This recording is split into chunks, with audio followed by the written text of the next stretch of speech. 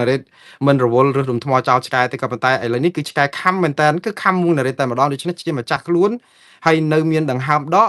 ខ្ញុំមានសិទ្ធិការពារខ្លួនដែរហើយខ្ញុំជាអ្នកព័ត៌មានដែរដូច្នេះខ្ញុំត្រូវបកស្រាយដើម្បីពន្យល់ឲ្យយល់អំពីអង្គហេតុនិងភស្តុតាងឬក៏តថភាពជាក់ស្ដែងដើម្បីឲ្យអ្នកទាំងអស់នោះយកទៅស្ដាប់ហើយកុំឲ្យយកអ្វីដែលដដែលហ្នឹងមកយកមកធ្វើជាព័ត៌មានធ្វើដូចជារឿងមែនតើអញ្ចឹងឥឡូវខ្ញុំនឹងចាប់ផ្ដើមអំពីរឿងដែលខ្ញុំត្រូវធ្វើ show ថ្ងៃនេះមានយ៉ាងហោចណាស់ក៏ឃោសនិករបស់គណៈបកកណ្ដាលអំណាចឬក៏រដ្ឋាភិបាលកម្ពុជាពីររូបដែរម្នាក់នៅស្រុកខ្មែរម្នាក់នៅអាមេរិកហើយខ្ញុំអត់ចង់បាច់ហាប្រាប់ឈ្មោះពួកគាត់ទេទុកឲ្យបងប្អូនឆ្ងល់អញ្ចឹងចោះគាត់ថាកម្មវត្ថុមិនមែនបុគ្គលហើយខ្ញុំអត់ទៅសូវទម្លាប់និយាយរឿងបុគ្គលនឹងមិនដែរទេព្រោះអីនឹកឃើញថាកុំឲ្យថាវាដូចថាសំបីតែហៅឈ្មោះនឹងក៏អត់ចង់ហៅទេវាដូចថាវាទៀបពេកតែអញ្ចឹងបានទៅទុកឈ្មោះបុគ្គលនឹងឲ្យអញ្ចឹងចោះឲ្យគាត់ឆ្ងល់តែម្នាក់អីនៅស្រុកខ្មែរហ្នឹងគឺខ្ញុំបាននិយាយឲ្យតាក់ទងរឿងការកោសក់របស់ខ្ញុំដែលឈ្មោះសូផាតហ្នឹងខ្ញុំនិយាយម្ដងទៀតដោយសារតែគាត់ប្រើឃ្លាមួយនៅក្នុង Facebook របស់គាត់ដែលនិយាយអំពីរឿងអាស៊ីសេរីនេះដែលរឿងថាខ្ញុំត្រូវបានគេបណ្ដេញចេញពីអាស៊ីសេរីខ្ញុំអត់មានទៅបកស្រាយបកអាក្រាតអីតាក់ទងពីវិទ្យុអាស៊ីសេរីអីទាំងអស់ប៉ុន្តែខ្ញុំចង់និយាយអំពីតថភាពជាក់ស្ដែងថាតើមួងណារ៉េតលាឈប់ពីអាស៊ីសេរីឬក៏គេបញ្ឈប់ពីអាស៊ីសេរីអ្នកវាឥឡូវនេះវាទៅជាប្រធានបទហ្នឹងគេចង់មើលងាយខ្ញុំគេចង់និយាយថាខ្ញុំនឹងជាមនុស្សអន់ជាមនុស្សសម្រាមជាមនុស្សគ្មានបានកាយទេបានអាស៊ីសេរីគេទាត់ក្បាលចោលអញ្ចឹងនៃហ្នឹងគេចង់និយាយចឹងជាពិសេសអ្នកនៅអាមេរិកដែលដឹងព័ត៌មានហើយរហូតតទៅយកឈ្មោះរបស់អនុប្រធានរបស់វិទ្យុអាស៊ីសេរីលោកជុនច័ន្ទបុតអីយកមកអះអាងធ្វើជាអំណះអំណាងនៃភ័ស្តុតាងដែលគេថាគេបានឮសម្ដីហ្នឹងពីលោកជុនច័ន្ទបុតទៀតខ្ញុំថាអស់លោកកំពុងតែដាក់មនុស្សនៅក្នុងនេះឲ្យពំតណោតក្នុងហ្នឹងប៉ុន្តែទុកឲ្យម្ចាស់ខ្លួនគាត់បកស្រាយយ៉ាងណាទៅហើយខ្ញុំនឹងនិយាយរឿងនេះដូចតទៅតើខ្ញុំបានលាឈប់ពីវិទ្យុអាស៊ីសេរីឬក៏វិទ្យុអាស៊ីសេរីបណ្ដេញខ្ញុំចេញពីវិទ្យុនេះខ្ញុំគ្រាន់តែនិយាយឲ្យខ្លីមុននឹងចាប់ផ្ដើមណាខ្ញុំចូលធ្វើការនៅវិទ្យុអាស៊ីសេរីគឺពេលដែលខ្ញុំចាក់ចេញពីទីក្រុង Lowell គឺខ្ញុំធ្វើការឲ្យសមាគមខ្មែរនៅឆ្នាំ2016នៅឆ្នាំ2016នោះខ្ញុំបានជួយសហគមន៍ខ្មែរច្រើនបំផុតនៅទីក្រុង Lowell ដើម្បីនិយាយទៅគឺធ្វើឲ្យខ្លួនខ្ញុំពេលដែលខ្ញុំទៅនៅក្រុង Lowell តាំងពីឆ្នាំ2014ខែកុម្ភៈគឺនៅថ្ងៃ Valentine's Day ខែកុម្ភៈឆ្នាំ2014ហ្នឹងគឺកសាងកេរ្តិ៍ឈ្មោះនិងទំនាក់ទំនងល្អប្រសើរតាក់ទងជាមួយសហគមន៍ Lowell បានយ៉ាងស្អិតរមួតធ្វើជាអ្នកផ្សាយទូរទស្សន៍ឲ្យសហគមន៍ស្ម័គ្រចិត្តជួយការងារប្រជាពលរដ្ឋខ្មែរនៅក្នុងសហគមន៍ហ្នឹងចុងក្រោយក៏បានធ្វើការឲ្យសមាគមខ្មែរនៅទីក្រុង Lowell ឈ្មោះថាសមាគម CMAA គឺសមាគមខ្មែរគេហៅ Cambodian Mutual Assistance Association គេហៅកាត់ថា CMAA ដែលកំពុងតែមានកេរ្តិ៍ឈ្មោះកំពុងតែបន្តកិច្ចការដ៏ល្អនៅទីក្រុង Lowell បន្តដល់សប្តាហ៍ថ្ងៃនេះហើយការដែលជួយក្នុងសហគមន៍នេះគឺប្រស្រ័យតាក់ទងស្គាល់តំណាងរាស្ត្រស្គាល់ក្រុមប្រឹក្សាចិត្តសង្កាត់ដូចជាលោកអង្គរិទ្ធីលោកវាសនានួនបងស្រីវណ្ណាហាវើតដែលទើបតែជាប់ជាសមាជិកព្រឹទ្ធសភាប្រចាំរដ្ឋ Massachusetts អីនឹងជាដើមនិងមនុស្សឆ្នាំជាច្រើនទៀតនៅក្នុងសហគមន៍ហ្នឹងគឺដូចថាមានប្រស្រ័យតាក់ទងគ្នាយ៉ាងល្អហើយសហគមន៍ Lowell ពិតជាមិនចង់ឲ្យខ្ញុំឃ្លាតចាកពីទីក្រុង Lowell សូម្បីតែបន្តិចនៅពេលនោះគឺពេលដែលខ្ញុំមានទូរស័ព្ទឬក៏តាក់ទងពីខាងវិទ្យុអាស៊ីសេរីតាក់ទងនឹងរឿងការងារដែលត្រូវធ្វើការនៅវិទ្យុអាស៊ីសេរីនេះគឺខ្ញុំត្រូវបានសហគមន៍ទីក្រុង Lowell ចាស់ទុំនៅក្នុងសហគមន៍មកជួបប្រជុំគ្នានិយាយអំពីការងារពួកគេមិនចង់ឲ្យខ្ញុំចាក់ចេញពីទីក្រុង Lowell ទេក៏ប៉ុន្តែខ្ញុំបានសម្រេចចិត្តខ្លួនឯងដែរថាខ្ញុំសោកស្ដាយការងារនៅក្នុងទីក្រុង Lowell ដែលបងប្អូនគោរពឲ្យតម្លៃមិនចង់ឲ្យខ្ញុំចាក់ចេញបាត់ធនធានមួយនៅក្នុងទីក្រុង Lowell ត្រូវមកធ្វើការឲ្យវិទ្យុអាស៊ីសេរីក៏ប៉ុន្តែដោយសារតែខ្ញុំគិតថាបើខ្ញុំធ្វើការឲ្យវិទ្យុអាស៊ីសេរីវាត្រូវនឹងការដែលខ្ញុំអាចផ្សព្វផ្សាយព័ត៌មានបានទៅទូលំទូលាយទៅដល់ប្រជាពលរដ្ឋខ្មែរនៅទូទាំងពិភពលោករឿងនេះគឺវាមានសារៈសំខាន់ធំធេងលើសពីសហគមន៍ខ្មែរ Lowell ទៅទៀតអញ្ចឹងខ្ញុំពិតជាចង់ជួយសហគមន៍ប៉ុន្តែជួយនៅក្នុងកម្រិតវិទ្យុអាស៊ីសេរីគឺឃើញថានឹងអាចមានប្រយោជន៍ខ្លាំងជាងនឹងទៀតហើយក្នុងពេលជាមួយគ្នានេះក៏ខ្ញុំធ្វើដំណើរមកដល់ពេលខ្ញុំជាប់ធ្វើការឲ្យវិទ្យុអាស៊ីសេរីក្នុងឆ្នាំ2016គឺខែមិថុនាពេលនោះហើយដែលខ្ញុំផ្លាស់ទីពីទីក្រុង Lowell មកនៅរដ្ឋ Virginia បាទនៅប្រហែលជា17នាទីពីខាងលិចទីក្រុង Washington រដ្ឋធានី Washington ហ្នឹងខ្ញុំក៏បានចូលបម្រើការងារនៅវិទ្យុអាស៊ីសេរីចាប់ពីថ្ងៃទី16ខែមិថុនាឆ្នាំ2016នោះមកហើយការដែលចូលធ្វើការនៅវិទ្យុអាស៊ីសេរីនេះគឺខ្ញុំបានកសាងកិត្តិយសខំប្រឹងរៀនខ្ញុំអត់ដែលមានជំនាញជាអ្នកសរសេរព័ត៌មានជាអ្នកអានព័ត៌មានជាអ្នករាយការណ៍ព័ត៌មានជាអ្នកស្អីទាំងអស់ ក៏ប៉ុន្តែនៅក្នុងរយៈពេលតែប៉ុន្មានឆ្នាំសោះគឺចាប់ពី2016 17 18 19 20 21និយាយទៅគឺជិត6ឆ្នាំដែលខ្ញុំបានធ្វើការនៅវិទ្យុអាស៊ីសេរីគឺខ្ញុំប្រឹងប្រែងអស់ពីសមត្ថភាព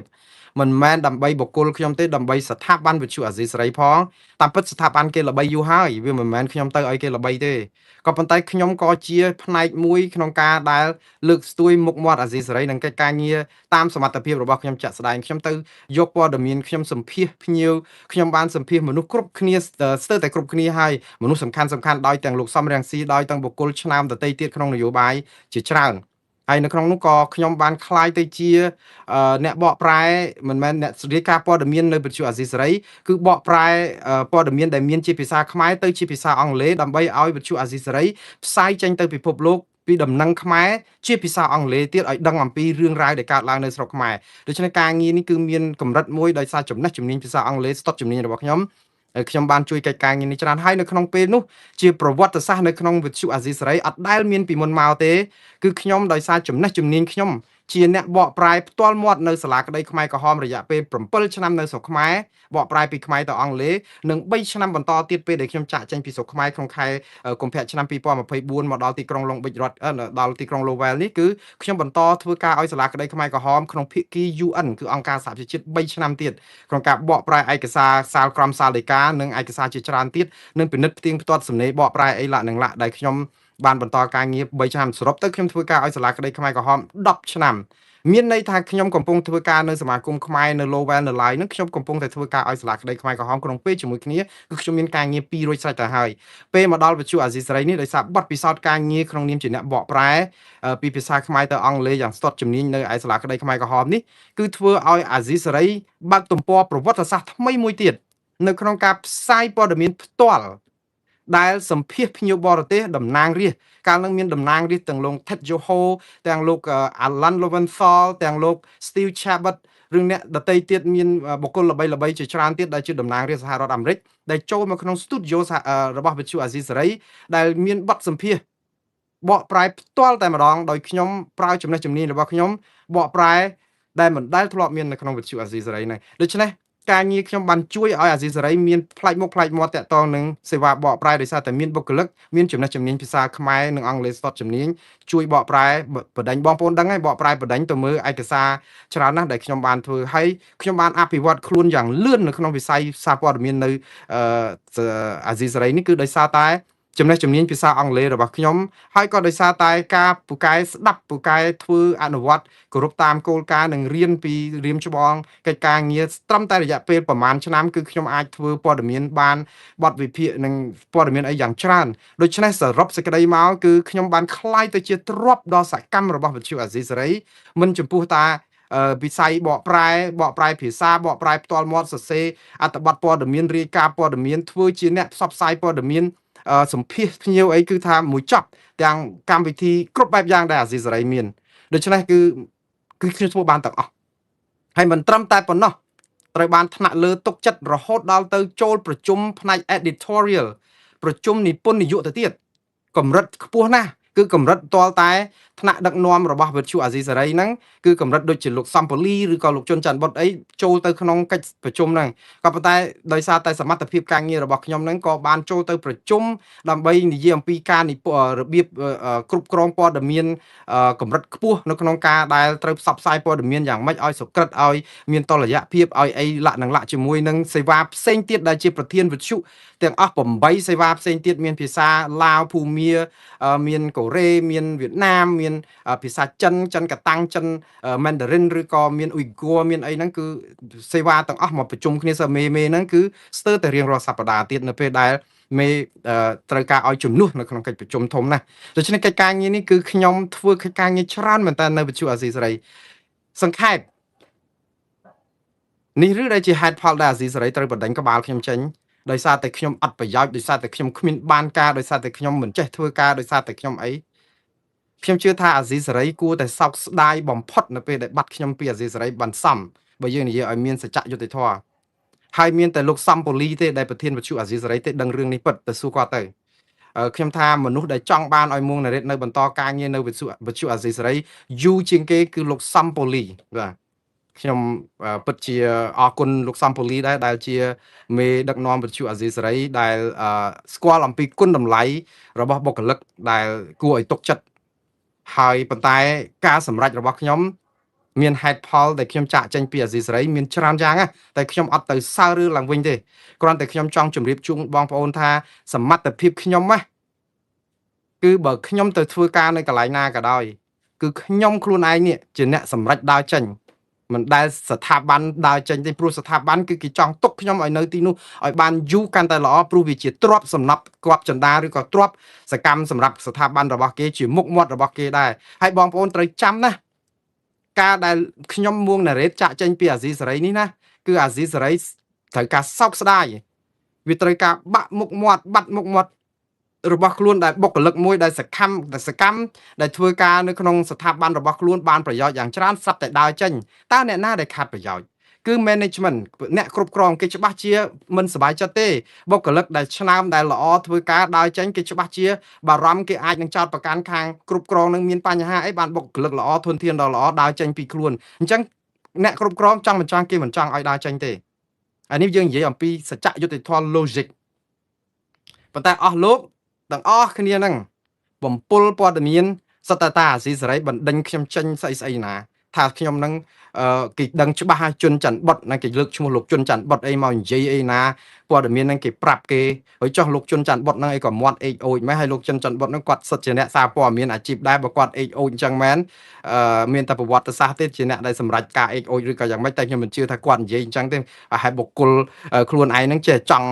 ប្រខូចគេឈ្មោះគាត់ក៏មិនដឹងក៏យកឈ្មោះគាត់មកនិយាយលេឥឡូវគាត់នៅរស់ទេប្រយ័ត្នតែគាត់ឡើងមកបកស្រាយនឹងប្រយ័ត្នប៉ុន្តែបើសិនជាចង់សួរព័ត៌មាននៅច្បាស់ទៅសួរលោកសំពូលីបាទព្រោះលោកសំពូលីក៏ដឹងរឿងនឹងច្រើនដែរម្ដងទៀតខ្ញុំអត់ទៅឆ្ងាយទៅរឿងវិទ្យុអាស៊ីសេរីពីផ្ទៃក្នុងពីអីខ្ញុំអត់និយាយព្រោះខ្ញុំស្រឡាញ់វិទ្យុអាស៊ីសេរីស្ទើរលេបគាត់នឹងជម្រាបជូនបងប្អូនតែប៉ុណ្្នឹងឯងហើយការដែលសម្រេចដើរចេញនេះគឺខ្ញុំមានហេតុផលរបស់ខ្ញុំ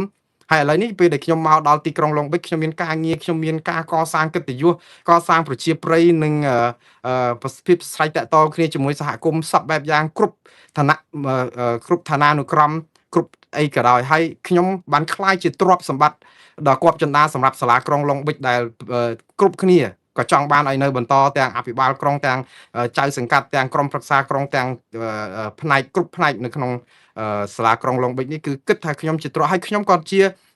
តំណាងឲ្យខ្មែរមួយដ៏មានមោទនភាពក្រៃលែងហើយខ្ញុំពេញចិត្តមែនតើខ្ញុំពេញចិត្តនៅក្នុងនាមថាខ្ញុំគឺជាធនធានជាគ្រាប់ពូជរបស់កូនខ្មែរម្នាក់ដែរដែលធ្វើការនៅសាលាក្រុងក្នុងចំណោមជនបរទេសដែលជាអាមេរិកជាច្រើនដែលខ្ញុំក៏មានសមត្ថភាពបង្ហាញថាខ្មែរក៏មិនអន់ចោលមួយទៀតអីដែរគឺយើងប្រកែល្មមដែលធ្វើឲ្យគេកោតស្នាប់ឆ្ងាញ់ថាយើងក៏មានធនធានល្អនៅក្នុងជាគ្រាប់ពូជមួយរបស់ខ្មែរតំណាងឲ្យជាតិសាសន៍តំណាងឲ្យពូជខ្មែរដែរហើយខ្ញុំធ្វើឲ្យខ្មែរយើងមានមោទនភាពនៅសាលាក្រុងឡុងបិចឲ្យគេសរសើរឲ្យគេឲ្យតម្លៃភាសាជាតិយើងឲ្យគេសរសើរតម្លៃគុណតម្លៃនៃសាសជាតិខ្មែរយើងនៅទីនោះដែរខ្ញុំមានមោទនភាពមែនតើប៉ុន្តែវាផ្ទុយស្រឡះនឹងអ្វីដែលអស់លោកកំពុងតែលៀបពណ៌ដោយបន្ទាបបន្ថោកមើលងាយហើយខ្ញុំបងប្អូនចេះថាចុះទៅតាមពួកគាត់ទៅស្អីដែលជាអ្នកថោកទាបអញ្ចឹងទៅខាតដុំថ្មទៅស្អី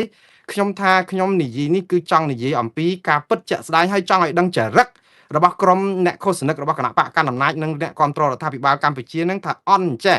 ហើយអត់ត្រូវធ្វើអញ្ចឹងតទៅទៀតទេខ្ញុំនិយាយនេះគឺយកបងយកប៉ុនមិនយកបងទេ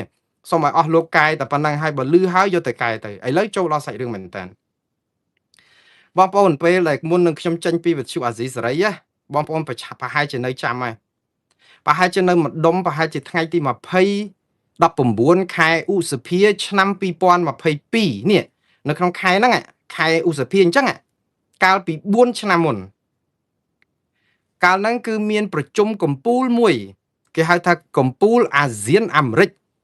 ដែលរៀបចំធ្វើនៅរដ្ឋធានី Washington សហរដ្ឋអាមេរិកជាម្ចាស់ផ្ទះអញ្ជើញមេដឹកនាំអាស៊ានទាំង10មកចូលរួមនៅក្នុងនោះមានទាំងប្រទេសកម្ពុជាមួយដែរហើយលោកហ៊ុនសែនមកជាមួយនឹងគណៈប្រតិភូដោយសារខ្ញុំនិយាយទៅគឺដោយសារតែយើងជាមនុស្សដែលមានថាចូលចិត្តរៀនចូលចិត្តធ្វើកិច្ចការងារបន្ថែមដើម្បីឲ្យចំណេះដឹងរបស់យើងនឹងកាន់តែទូលំទូលាយពេលដែលមកដល់សហរដ្ឋអាមេរិកបាននិយាយទៅមកដល់រដ្ឋធានី Washington ពេលដែលមកចូលធ្វើការអាស៊ីសេរីបានតែ1ឆ្នាំទេនៅឆ្នាំ2017ខ្ញុំចាប់ផ្ដើម តាក់ទងទៅក្រសួងការបរទេសដោយសារតែខ្ញុំមានមិត្តភ័ក្តិខ្ញុំម្នាក់ដែលជាអ្នកបកប្រែនៅទីក្រុង Lowell រដ្ឋ Massachusetts គាត់ជួយណែនាំដើម្បីឲ្យខ្ញុំដោយសារគាត់យល់ស្គាល់ពីសមត្ថភាពបកប្រែរបស់ខ្ញុំដែលតំណាងឲ្យខ្មែរដ៏កម្រគាត់ក៏បានណែនាំឲ្យស្គាល់គេនៅក្រសួងការបរទេសដើម្បីចូលទៅប្រឡងតេស្តបកប្រែធ្វើជាអ្នកបកប្រែឲ្យក្រសួងការបរទេសសហរដ្ឋអាមេរិកក្នុងឆ្នាំ2018ខ្ញុំប្រឡងតេស្តជាប់គឺបានន័យថាคล้ายទៅជា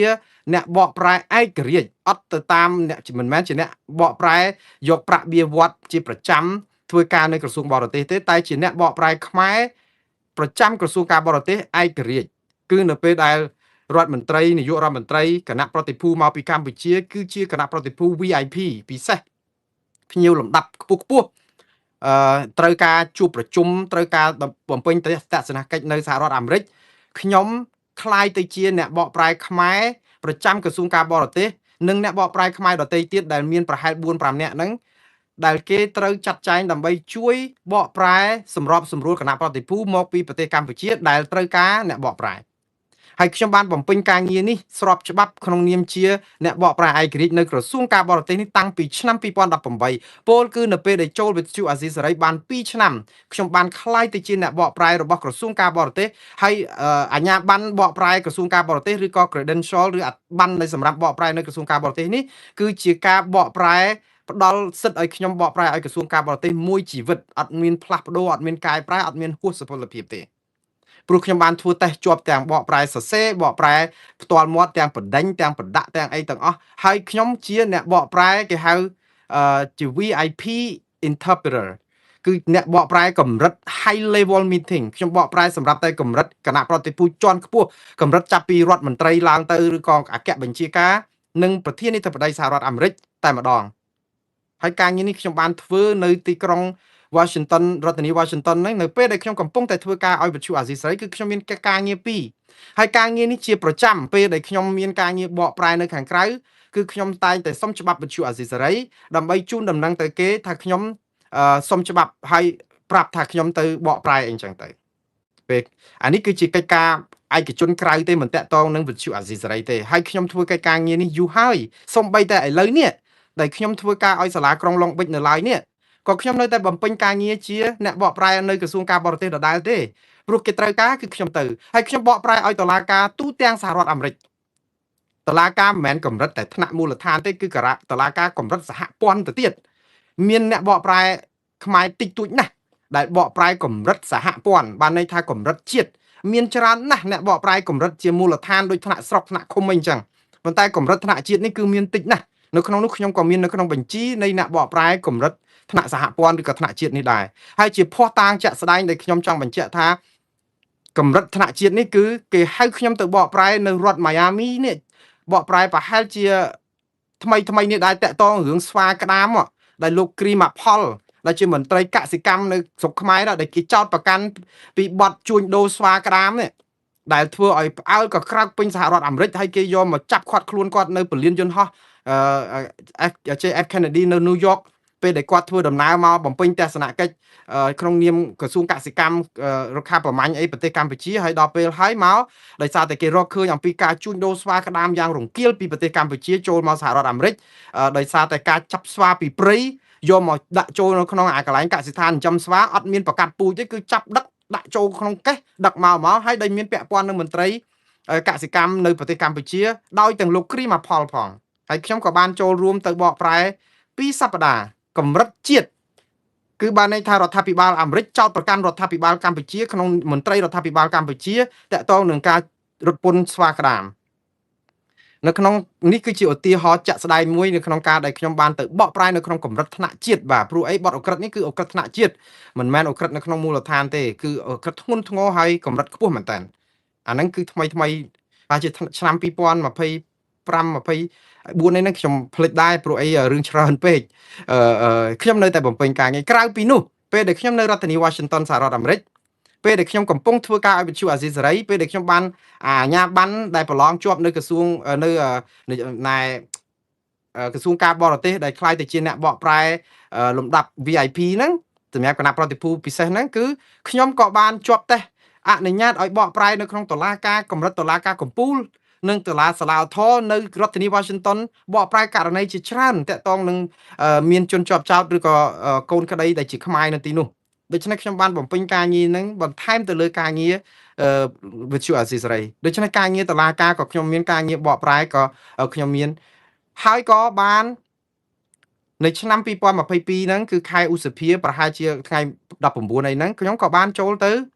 បកប្រែឲ្យលោក Joe Biden អតីតប្រធានាធិបតីសហរដ្ឋអាមេរិកនិងអ្នកស្រី Kamala Harris